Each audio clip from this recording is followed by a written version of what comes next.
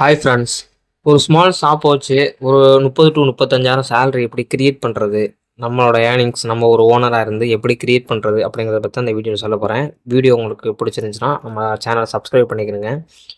நான் ஒன்று ஒன்றா சொல்கிறேன். இதெல்லாம் உங்களுக்கு இதில் என்னென்ன ஒர்க்கு தெரியும். நானும் இந்த ஃபீல்டுக்குள்ளே வரப்போது எல்லாமே கற்றுக்கிட்டு வரல, வந்து தான் கற்றுக்கிட்டு இப்போ நான் என்னோடய ஒரு மாதத்துக்கான சேலரியை வந்து நானே கிரியேட் பண்ணியிருக்கேன். ஓகே. நம்ம இப்ப நான் பார்க்குற என்னென்ன ஒர்க் பார்த்துக்கிட்டு இருக்கேன்னா, டிடிஹெச் ஒர்க் நான் பார்ப்பேன். அதே மாரி மொபைல் சர்வீஸ் பார்ப்பேன். போர்ட் லெவல் பார்க்க முடியாட்டியும் பேசிக் லெவல் எல்லாமே நான் பார்த்துருவேன்.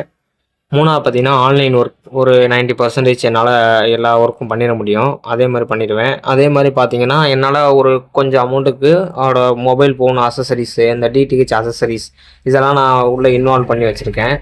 இது மூலியமா ஒரே பிசினஸ் வச்சு நம்மளால பண்ண முடியாது. நம்ம வந்து ஒரு மல்டியா பண்ணா மட்டும் தான் நம்மளால அந்த சேலரி கிரியேட் பண்ண முடியும். இன்னும் ஃபுல்லா உங்களுக்கு டீட்டெயில்ஸ் வேணும்னா கமெண்ட்ல சொல்லுங்க. நான் இதுக்குன்னு ஒரு வீடியோ கிரியேட் பண்ணி அப்லோட் பண்றேன்.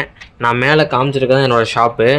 இதை விட சின்ன ஷாப் ஒன்று இருக்கு. அதை வச்சு தான் நான் இந்த ஷாப் கொஞ்சம் பெருசாக ஓப்பன் பண்ணியிருக்கேன். நான் ரெண்டுமே நான் ரூரலில் தான் வச்சிருக்கேன். ஓகே ஃப்ரெண்ட்ஸ், உங்களுக்கு இது ஃபுல் வீடியோ வேணும்னா கமெண்ட்ல சொல்லுங்க. நான் கண்டிப்பாக கிரியேட் பண்ணி அப்லோட் பண்ணுறேன்.